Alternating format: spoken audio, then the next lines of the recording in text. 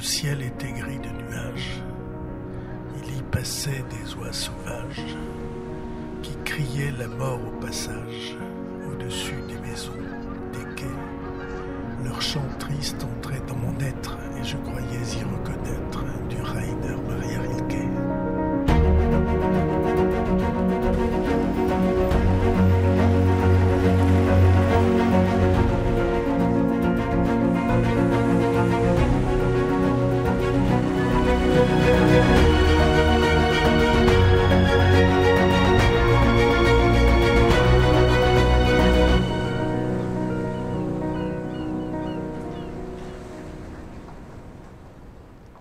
Mesdames, Messieurs, chers amis, bonsoir et soyez les bienvenus pour cette 10e édition des Idées mènent le monde, qui commence donc parallèlement en haut et ici, justement avec mes 3 collègues de l'Université de Pau et des Pays de l'Adour, l'université étant partenaire depuis 10 ans donc des Idées mènent le monde.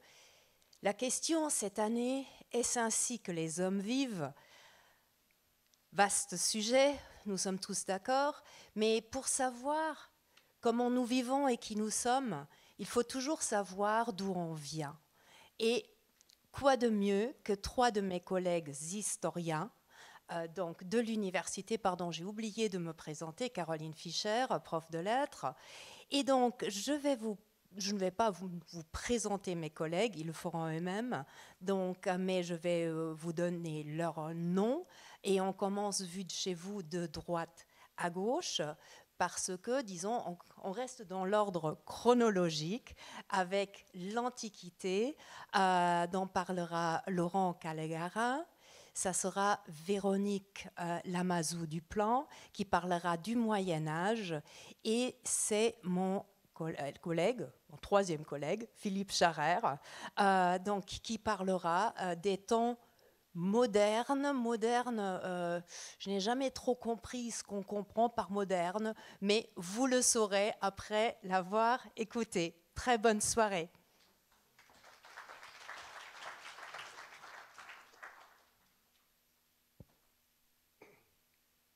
Bonsoir à toutes, bonsoir à tous. Nous allons débuter cette fresque. Puisque la question était comment les hommes vivent, on a choisi de commencer par quelque chose d'assez ample. Alors au départ, vous avez peut-être vu dans le programme que nous devions aller du néolithique à nos jours. Alors nous devions être 4 sur scène. Un collègue a été empêché pour des raisons familiales. Donc on a raccourci un petit peu. On s'arrêtera à la Révolution française. Mais ça fait déjà beaucoup de siècles. Donc on va essayer, c'est une véritable gageure, c'est un véritable challenge pour nous, un vrai marathon historique que d'essayer de retracer en 45 minutes une histoire, des hommes, avec un grand H, parce que bien évidemment ce sont les hommes et les femmes du passé. Pourquoi ? Quelle était véritablement notre idée de départ, notre objectif ? Il nous a semblé que c'était mûr. Sur le plan, je dirais, scientifique, qu'aujourd'hui on fasse une pause et que l'on essaie véritablement de rassembler toute la documentation, toutes les connaissances que nous avions accumulées depuis plusieurs décennies, grâce à nos prédécesseurs, grâce à des chercheurs, grâce également à nos propres étudiants qui ont fait des travaux de recherche, grâce à des érudits également locaux, des gens qui sont dans des associations, des sociétés savantes. Donc tous les gens qui ont à cœur véritablement d'apporter des éléments nouveaux pour réfléchir et pour réviser certains documents d'archives et proposer véritablement une interprétation, un discours historique, comme on dit, sur cette longue durée, essayer de voir si on peut tracer de façon continue ou discontinue. Vous allez voir, il y a des zones d'ombre, bien évidemment, dans l'histoire. Nous, on ne va pas pouvoir passer siècle après siècle, bien évidemment. On va vous proposer quelques zooms, quelques focus véritablement sur des périodes clés de l'histoire du Béarn. Et en premier lieu, quand on parle du Béarn, vous allez voir, hein, ce n'est pas forcément évident pour un homme du néolithique. Il ne se sentait absolument pas concerné avec cette identité béarnaise. Ça ne lui parlait pas, bien évidemment. Ce qui va être intéressant pour nous, c'est de voir à quel moment, véritablement, hein, on parle du Béarn, on a véritablement hein, cette sensation linguistique, culturelle, matérielle peut-être, d'appartenir à un ensemble cohérent. Donc ça, c'est quelque chose qui sera intéressant à regarder ensemble. Et d'emblée, hein, pour pouvoir vous situer et pour aller plus loin, parce qu'on n'a que véritablement un temps limité ici, nous avons commis à plusieurs, hein, là c'est vraiment une œuvre collective, hein, on est une quinzaine en fait de chercheurs à avoir donc tenté de faire ce bilan dont je vous ai parlé au départ, à travers un ouvrage qui est paru au mois de juillet dernier. Donc la nouvelle histoire du Béarn, qu'on a appelé, qui est en vente ici, hein, sur le stand des éditions Kern. Et cet ouvrage-là nous a semblé important dans le sens où on avait véritablement hein, suffisamment, à travers des programmes de recherche, à travers également des nouveautés qui sont données, en particulier pour les périodes les plus anciennes, par le biais de l'archéologie, des époques où on n'a pas forcément d'écrit, mais il y a eu sur notre territoire, grâce à des aménagements importants, je pense en particulier aux autoroutes, qui ont été donc créées il n'y a pas si longtemps, on a eu véritablement des données nouvelles qui nous permettent aujourd'hui hein, de rénover une approche scientifique. Et donc on a essayé, autant que faire se peut, donc, de livrer les connaissances actuelles sur le Béarn. Alors le Béarn, quand on parle du Béarn, il a fallu tracer des frontières. Ce qui n'est jamais évident puisque, vous savez, à différentes époques historiques, les frontières ne sont pas les mêmes, elles fluctuent. Parfois, elles n'ont pas de sens du tout. Les frontières ne sont pas forcément matérialisées. Alors, il a fallu partir d'un espace, et c'est celui donc de cette réunion des communes qui font le Béarn. La définition du Béarn est de 2018. Donc c'est ce que vous voyez sur l'écran. C'est une carte véritablement hein, qui nous donne une circonscription administrative hein, qui est assez récente finalement et qui nous a permis à nous d'avoir un point d'ancrage matériel. Et donc on va essayer ensemble hein, de vous donner cette histoire avec des repères très concrets, hein, des noms de lieux, des noms de personnages qui ont évolué dans cet espace qui est circonscrit. Alors, je suis le premier en termes de chronologie. Je ne suis pas préhistorien, mais pourquoi commencer au néolithique? Pourquoi on a choisi? Pourquoi pas le paléolithique? Parce qu'on est un petit peu encore plus haut. En fait, le néolithique, c'était intéressant parce que c'est l'époque, vous savez, de la domestication des espèces végétales et animales. C'est aussi une époque où l'homme se sédentarise, devient agriculteur, pasteur. Alors, ce n'est pas l'Occident qui a inventé véritablement ce passage, hein, ça vient du Proche-Orient. Et du Proche-Orient, on est là dans les années, on est 10 000 avant Jésus-Christ, hein, dans cette zone du Proche-Orient, de ce croissant fertile, comme on dit. Et cette vague qui vient d'Orient n'arrive en Occident que vers 5000, 5500, quelque chose comme ça. Donc le néolithique, nous, on n'a pas du premier coup. On va dire qu'on est un petit peu en retard sur ce qui se fait dans d'autres parties du monde. Mais on a des traces. Et là, c'est véritablement, comme je vous disais tout à l'heure, c'est l'archéologie en fait qui nous donne à voir ces hommes, savoir comment ils vivent, ce qu'ils ont comme type d'activité, ce qu'ils consomment aussi, quels sont, ça peut aussi également être le cas, quels sont les rituels funéraires qui accompagnent véritablement les morts. Et justement, on a peu d'éléments sur l'habitat. On ne sait pas véritablement en Béarn où ils habitent. Ce que l'on sait surtout, ce que l'on retrouve la plupart du temps en archéologie, puisque c'est souvent sous terre, donc c'est protégé, ça a été protégé, c'est dans des grottes également, hein, on a quand même beaucoup de reliefs karstiques, calcaires dans les Pyrénées, qui permettent justement d'habiter des abris sous roches. Et c'est là qu'on va retrouver des restes. On va retrouver des restes de ces hommes-là. Là, ce que vous avez là, vous avez à la fois donc des dolmens et des tumulus. Ce sont dans les deux cas des structures funéraires. Et on retrouve donc des défunts inhumés. Dans cette période-là, on inhume, on n'est pas encore dans la crémation, mais on a donc pu approcher ces hommes-là grâce à l'archéologie. Alors ce n'est pas tout à fait clair encore, on a plusieurs courants. Il y a un courant qui vient plutôt de la péninsule ibérique, un autre courant qui vient un petit peu plus de la Méditerranée par le nord.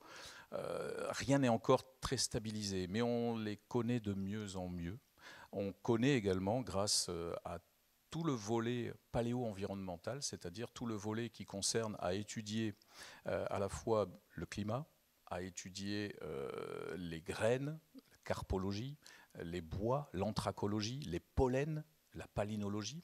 Toutes ces sciences vraiment dures, comme on dit, nous aident véritablement à approcher le paysage que ces hommes ont eu à soit défricher, soit parcourir, parce que là, nous sommes essentiellement dans des populations agro-pastorales, donc des populations qui se déplacent, des nomades, avec des points d'accroche saisonniers, en grotte en particulier, et certainement en cabanes assez légères. Donc ça, ce sont, je dirais, les premiers Béarnais, on pourrait dire, les premiers habitants du Béarn, que l'on arrive à véritablement repérer, et on va les suivre. On va les suivre, ces gens-là, parce qu'ils sont quand même assez mobiles, comme je vous disais. Ce sont des nomades, mais des nomades qui, contrairement à ce que l'on peut penser, parcourent des kilomètres. On a même des objets, des haches polies, dans certains types de matériaux, qui nous viennent du nord-est, c'est-à-dire de la zone, on va dire, de l'Alsace, par exemple, que l'on retrouve dans les Pyrénées. La roche n'est pas du tout de ce secteur-là. Donc il y a des échanges à longue distance.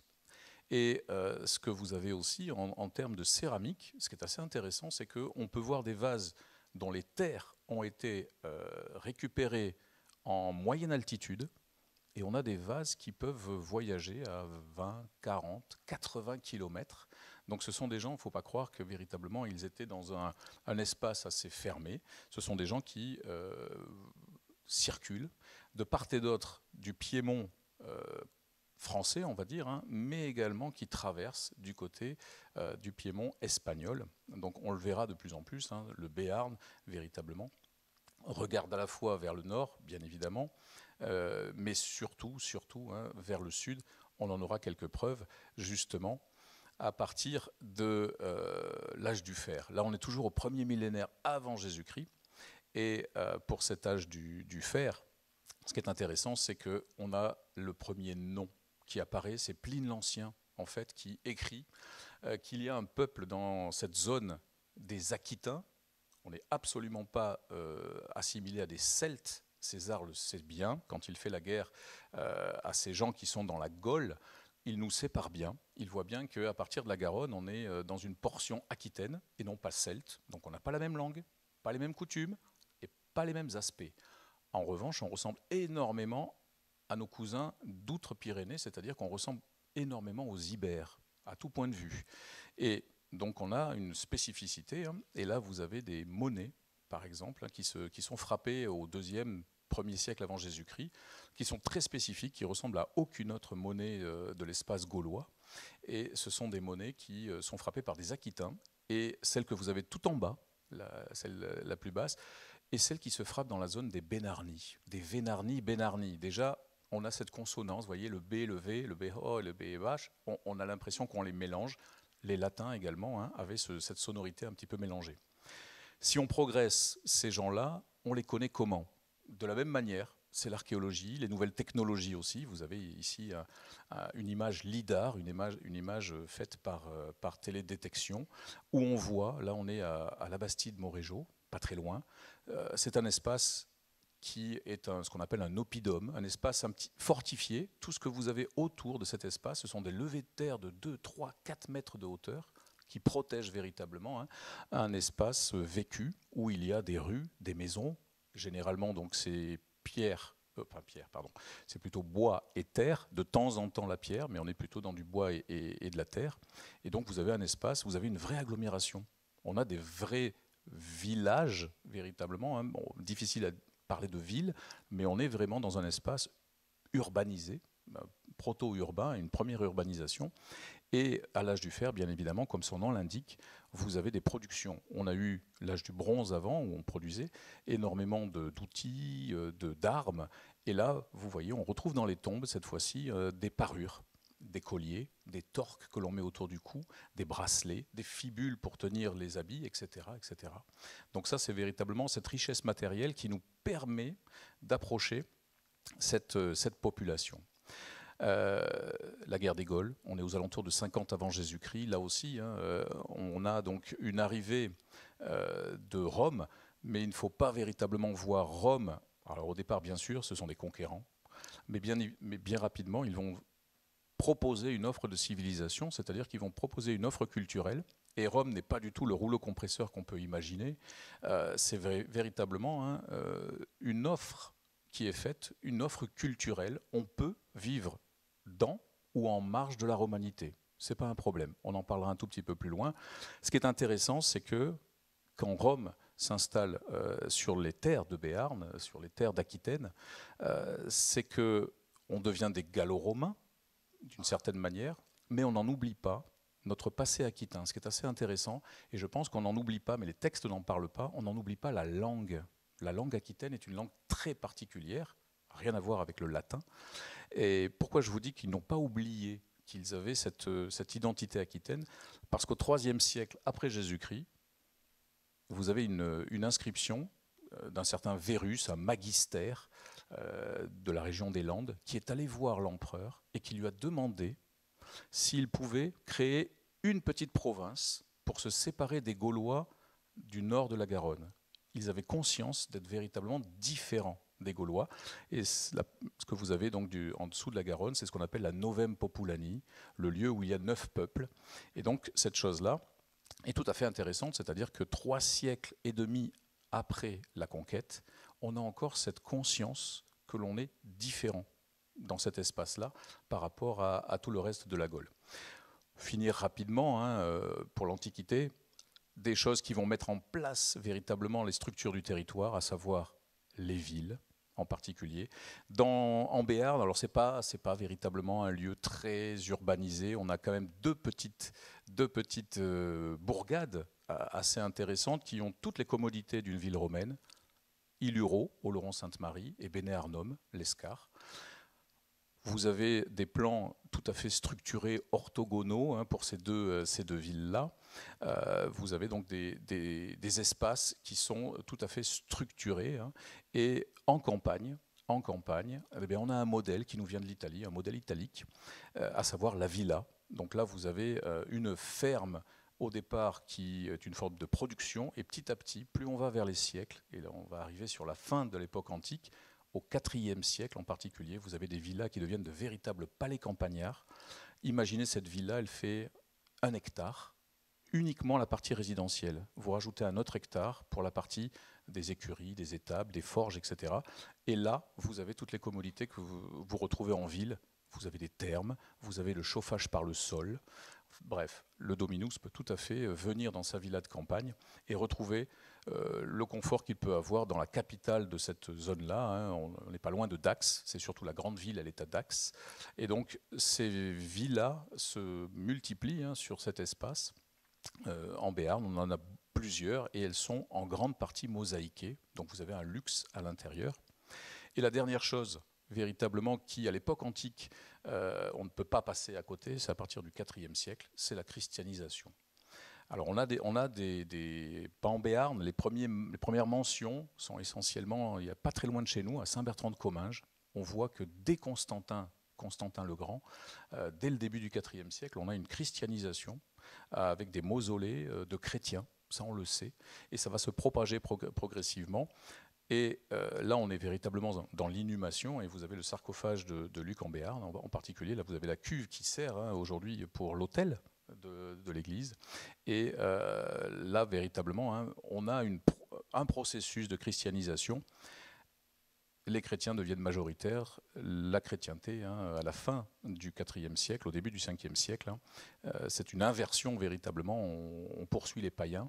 on a pillé déjà les temples, plus ou moins, on ferme véritablement les temples, on n'autorise plus les sacrifices, et donc on a des objets, vous voyez, comme une lampe avec le chrisme dessus, hein, le symbole du Christ, hein, de Christus, et donc tout ceci amène véritablement vers progressivement une période qui s'ouvre vers le Moyen-Âge.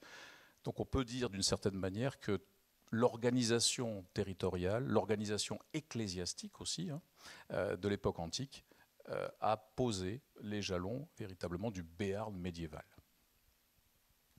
Alors pour poursuivre ce survol très rapide, le millénaire médiéval, évidemment, puisque le Moyen-Âge dure à peu près 1000 ans, Laurent Calgarin a commencé à en parler avec l'Antiquité tardive et le très haut Moyen-Âge, donc je n'en parlerai pas, d'autant plus que les sources, en particulier les sources écrites, sont extrêmement rares, de même que les sources archéologiques sur cette période du très haut Moyen-Âge.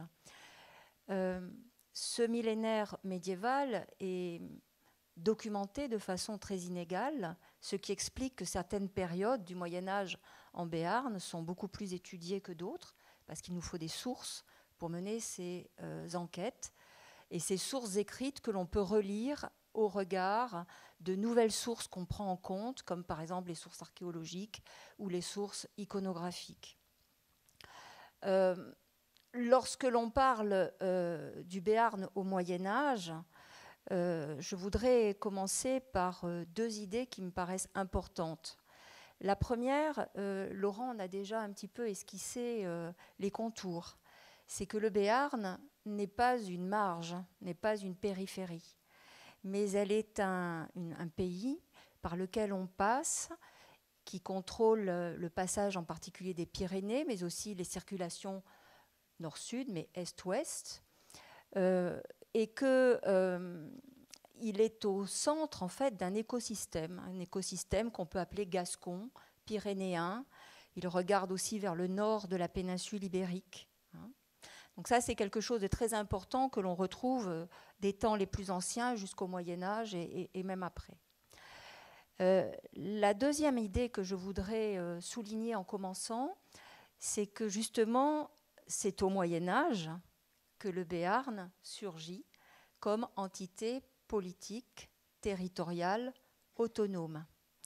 Alors, il surgit de manière assez obscure dans les premiers siècles du Moyen-Âge et pendant longtemps, on a des textes un petit peu lacunaires, à trous, et la cartographie commence à s'esquisser de façon un peu plus sûre à partir du XIe, XIIe siècle. C'est le moment où on est passé de la vicomté des Béarnais à la vicomté de Béarn, qui a englobé d'autres morceaux de ce territoire, la vicomté d'Oloron, ou bien la région du Montanerès par mariage, etc. Donc cette construction territoriale, elle se fait petit à petit, mais de manière évidemment longue, et on n'en saisit pas toujours tous les épisodes. Ces vicomtes de Béarn sont quand même déjà assez puissants pour frapper monnaie. Vous voyez ici des deniers d'argent de l'époque des centules, et ces vicomtes de Béarn qui frappent monnaie, ils frapperont monnaie jusqu'à la fin du Moyen-Âge et plus tard aussi. Je pense par exemple aux florins d'or de Gaston Phébus pour le XIVe siècle.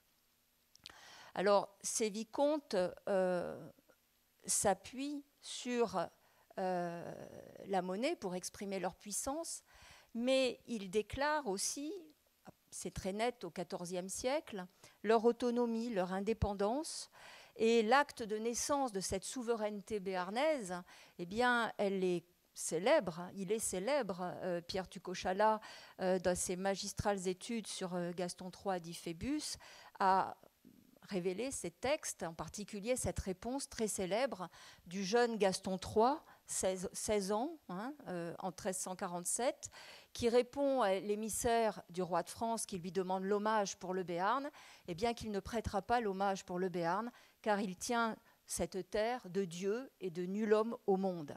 Et cette réponse, il la fera de même au prince noir, duc d'Aquitaine, en 1364.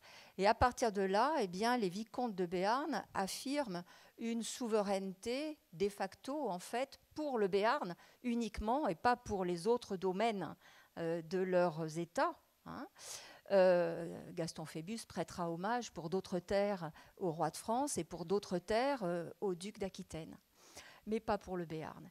Et cette vicomté eh bien, se revendique en pays souverain jusqu'en 1620, hein, jusqu'à l'époque moderne et à l'édit d'Union. Alors, pour coller au thème « C'est ainsi que les hommes vivent », j'ai voulu montrer quelques facettes de cette vie en Béarn au Moyen-Âge, des facettes qui montrent aussi des caractéristiques originales, mais aussi la façon dont le Béarn s'intègre dans ce vaste ensemble gascon et transpyrénéen. La première chose qui régit la vie en Béarn, ce sont les coutumes, les libertés et les privilèges qui s'expriment dans ces forts anciens de Béarn, qui sont des textes extrêmement complexes, très divers, très disparates, et que l'on connaît à partir de copies qui sont, telles que celles que vous voyez à l'écran, du début du XVe siècle, alors que ces textes ont commencé à être sédimentés à partir du XIe siècle, voire même certainement avant. Hein. Et on peut faire une véritable archéologie de ces textes. Elle a été faite par deux historiens du droit, Paul Ourliac et Monique Gilles, qui ont remarquablement édité ces forts anciens du Béarn. Ces forts sont pour les historiens du droit un monument d'histoire du droit. Pour les Béarnais du Moyen-Âge, ce sont les cadres de leur vie quotidienne, les cadres juridiques de leur vie familiale, quotidienne, dans leur communauté. Et ces forts régissent aussi les liens entre les vicomtes et les habitants du Béarn. C'est-à-dire que pour les vicomtes, les forts sont un instrument politique et idéologique. Et pour les Béarnais, c'est un moyen d'affirmer les libertés, les privilèges des différentes communautés.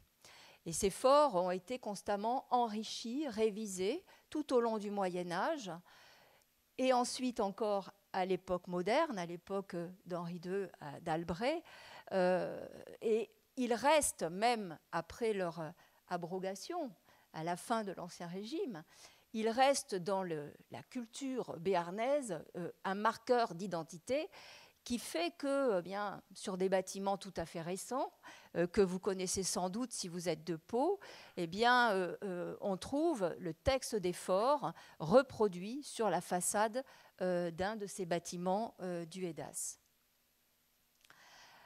Habiter en Béarn, c'est aussi vivre dans une société qui a des caractéristiques, deux caractéristiques principales. La première, c'est que c'est une société à maison, ce qui est le cœur de l'organisation familiale et sociale au Moyen-Âge, c'est la maison, l'ostau, qui est une entité comme une personne morale que l'on ne peut pas diviser et qui explique qu'à chaque génération, le patrimoine est légué à l'aîné, même si le rôle des cadets a été réévalué par des recherches récentes, on ne divise pas, évidemment, ce patrimoine de l'ostau. Donc une société à maison. Et c'est une société aussi de voisins, les bézis. La communauté des voisins, la Bézio, c'est en fait pour les voisins le fait de jouir dans une communauté de la plénitude des droits, c'est-à-dire d'avoir accès aux charges locales, d'avoir accès aux communs, d'être reconnu comme disposant de tous les droits dans sa communauté, dans son village par exemple. Ce qui est intéressant, c'est que cette stratification sociale, elle n'est pas immobile, elle a constamment évolué en Béarn au fur et à mesure des circonstances, des conjonctures, si on est dans un temps de croissance, un temps de crise, en fonction des rapports de pouvoir. L'impact de l'urbanisation a pu jouer aussi sur cette société et que finalement, quand on se promène aujourd'hui en Béarn, eh bien, on voit dans le paysage, où on peut le déceler sur des cadastres, les traces anciennes de ces sociétés du Moyen-Âge et je dirais au-delà de l'Ancien Régime. Vous voyez au centre de la diapositive un plan qui est celui de Ponson de Batte dans le Montanerès, où l'on voit certainement ce qui est le cœur de l'organisation la plus ancienne de l'habitat en Béarn, c'est-à-dire l'organisation par casal, en caseaux. Ce sont ces enclos autour de la maison, délimités par des chemins, et ces enclos s'agglomèrent et forment un petit bourg qui est joint au ce couple très important qui est l'église paroissiale et l'abbaye laïque. Et puis il y a le temps de la féodalisation, de la militarisation des élites, de la fortification des habitats, qui est représentée par les mottes castrales qui sont extrêmement nombreuses en Béarn et qui recommencent aujourd'hui à être étudiées. Elles l'ont été il y a 40 ans et elles recommencent aujourd'hui à être étudiées. De même, les maisons fortes, si bien étudiées par Anne Berdoy, qui est l'habitat aristocratique des seigneurs, des abbés laïques, en Béarn à la fin du Moyen-Âge. Et là, vous avez cette magnifique maison forte d'Éguin, en vallée d'Aspe. Puis, ce qui fonde véritablement la société, ces traces dans l'habitat, ce sont les bourgs, le bourgeonnement des bourgs, qui évoluent de manière assez diverse. Vous avez des sauvetés, vous avez des castelnaux, comme à Morlanne ou comme à Pau.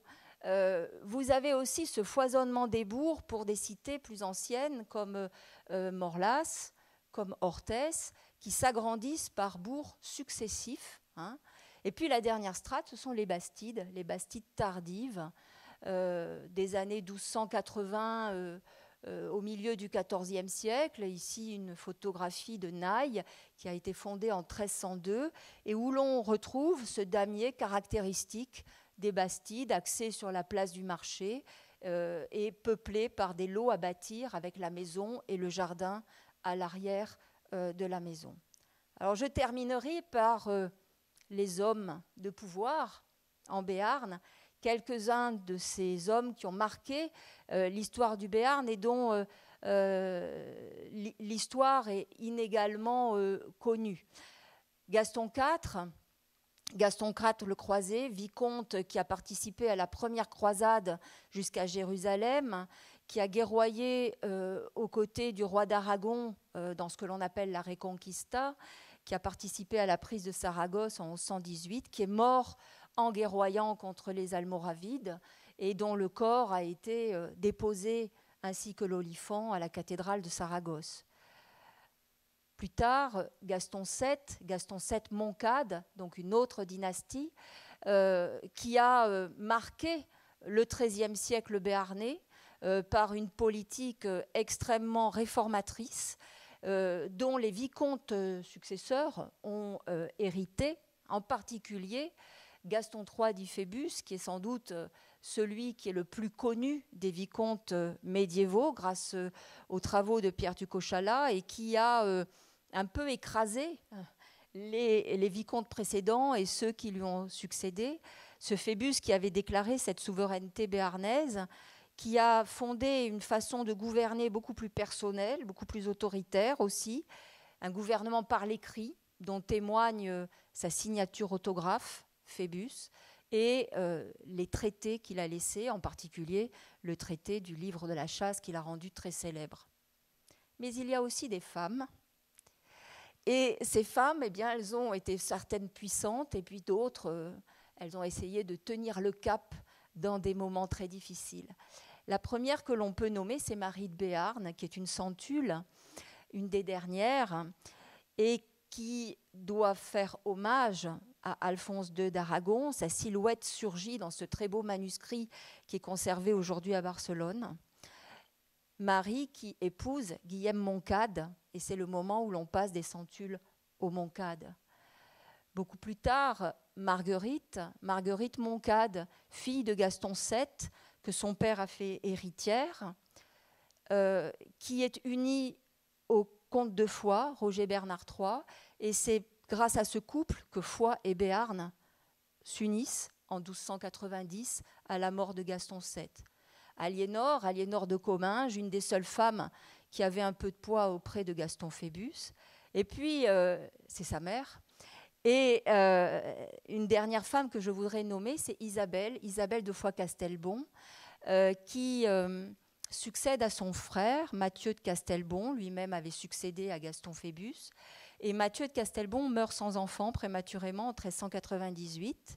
Et les Béarnais appellent sa sœur, Isabelle de Foix-Castelbon, parce qu'elle est leur héritière naturelle. Ce sont les termes qui sont donnés dans les textes du temps. Le roi de France a revendiqué, a causé quelques problèmes à Isabelle et surtout à son mari, le puissant Archambault de Grailly, captal de Buch. Et finalement, eh bien, Isabelle et Archambault accèdent au pouvoir, règnent ensemble jusqu'à la mort d'Archambault en 1412. En 1412, Isabelle transmet le pouvoir à son fils, Jean, mais Jean Ier ne sera reconnu pleinement vicomte qu'à la mort de sa mère en 1428, ce qui signe évidemment l'influence de cette vicomtesse et comtesse de Foix. Alors au XVe siècle, eh bien, c'est la marche vers une autre histoire, c'est l'accès au trône de Navarre qui se fait à la génération de Gaston IV et de sa femme Éléonore, infante de Navarre. Et eh bien, c'est le passage entre le Moyen-Âge et le temps des rois de Navarre en Béarn.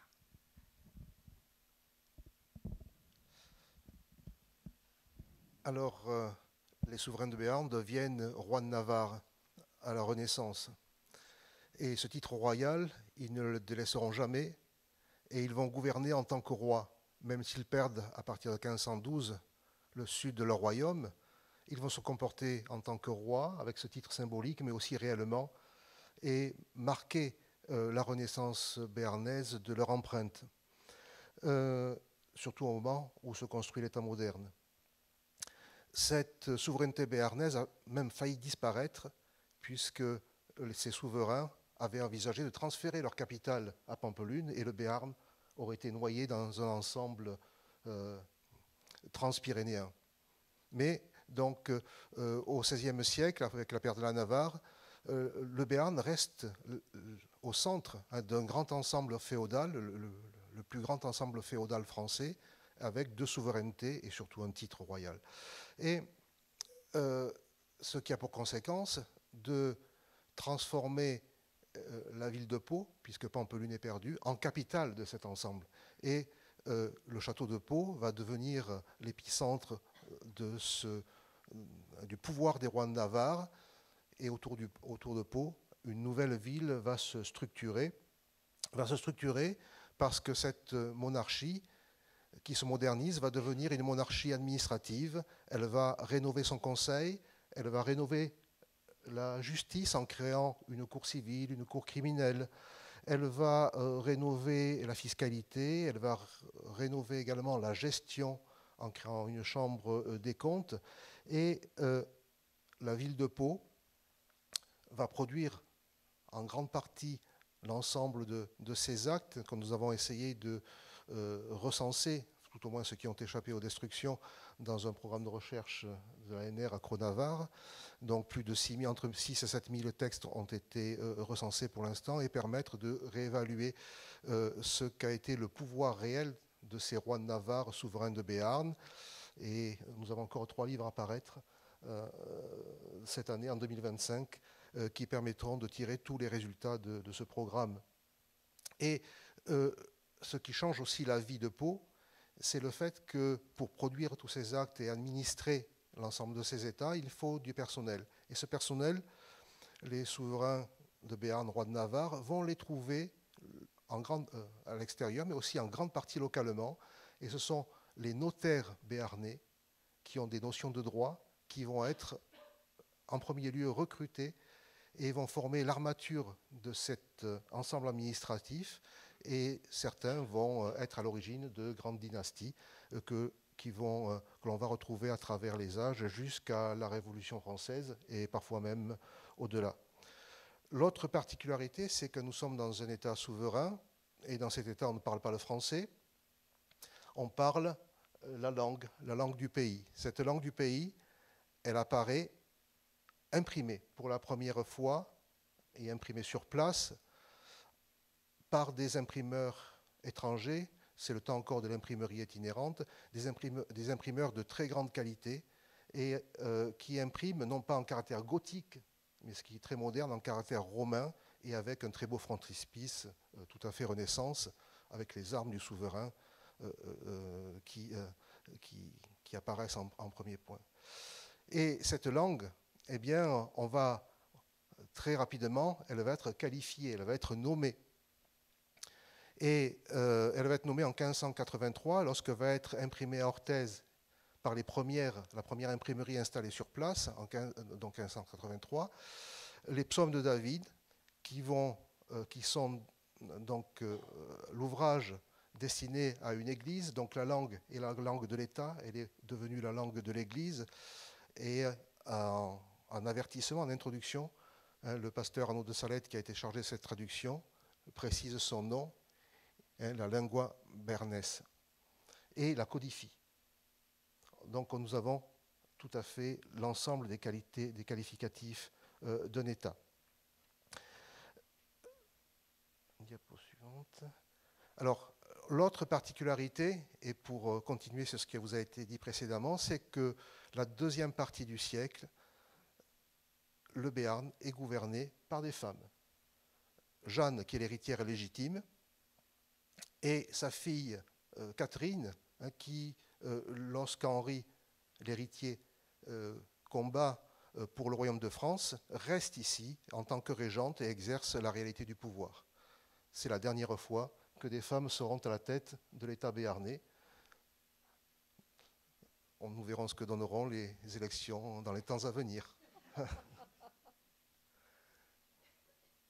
Et apparaît donc au tout début du XVIIe siècle une représentation du Béarn assez détaillée avec ses frontières. Et puis, ce qui est à remarquer sur cette carte qui est tirée d'un atlas imprimé à Amsterdam, des grands atlas hollandais de cette époque-là, les caractéristiques que considèrent les étrangers. Et en premier lieu, donc, on voit apparaître les vaches de Béarn, la couronne, et puis, alors c'est très à la mode à l'époque, de représenter, de symboliser les pays par des personnages costumés. Il y a d'ailleurs des recueils entiers pour toute l'Europe. Et donc là, on voit apparaître, avec la mode du temps, inspiré de la mode du temps, ces deux Béarnais, un Béarnais et une Béarnaise, l'un avec un béret et l'autre avec le capulet.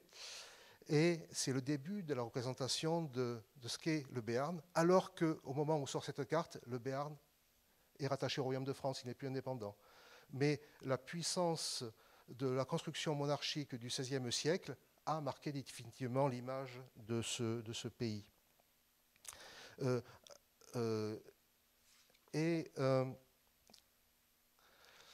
J'ai eu l'audace de présenter quelque chose de très compliqué et que les éditeurs n'aiment pas, une courbe. Comment les hommes vivent? Eh bien, il suffit de voir quel est le coût de la vie à cette époque-là, et nous avons la chance d'avoir dans les archives municipales de Monin le cours des céréales. Et vous voyez que la vie, elle est soumise à des aléas climatiques et à des aléas politiques, et avec de très fortes crises. Je ne vais pas vous commenter en détail cette courbe, et qui montre que les discours misérabilistes que l'on a parfois sortis et imprimés, dont on s'est revendiqué pour réclamer des allègements fiscaux, eh bien, pouvaient s'inspirer des moments de crise qui ont été souvent difficiles, comme partout en Europe à cette époque-là. Donc, montée des prix, augmentation de la mortalité, c'est quelque chose de tout à fait classique. Remarquez ce qui est en jaune sur votre droite, et ce qui est tout à fait intéressant, c'est que l'on voit apparaître le maïs qui vient atténuer les crises de subsistance, tout au moins, et qui est la nouvelle céréale qui va être destinée à un avenir beaucoup plus glorieux dans les siècles qui vont suivre. Alors, la particularité pour le XVIIe, j'essaie d'avancer un petit peu vite, eh bien, c'est que lorsque les souverains ne sont plus là, eh bien, reste en place une assemblée qui est l'Assemblée des États, un Parlement, et qui va fonctionner jusqu'en 1620 quasiment en une sorte de république. Et puis avec le rattachement à la France, c'est différent. Et au milieu du siècle, eh bien, la monarchie va envoyer des intendants qui vont imposer le pouvoir royal et qui vont essayer de rattacher dans les faits cette ancienne souveraineté au royaume de France. Et ces intendants exercent dans une circonscription qu'on appelle intendance. Et Christian Desplat a bien montré dans ses travaux comment cette intendance a des frontières très variables. À partir du XVIIIe siècle, en raison de ce rattachement à la France, eh bien, le Béarn est rattaché à Bayonne, est rattaché à Auch. Mais la carte du Béarn, le destin du Béarn, celui que nous connaissons, va être définitivement fixé par la Révolution française, qui va créer donc le département, avec un département qui est accouché dans la difficulté, mais qui est celui que nous connaissons, celui des Basses-Pyrénées, qui va devenir celui des Pyrénées-Atlantiques actuels. Je vous remercie.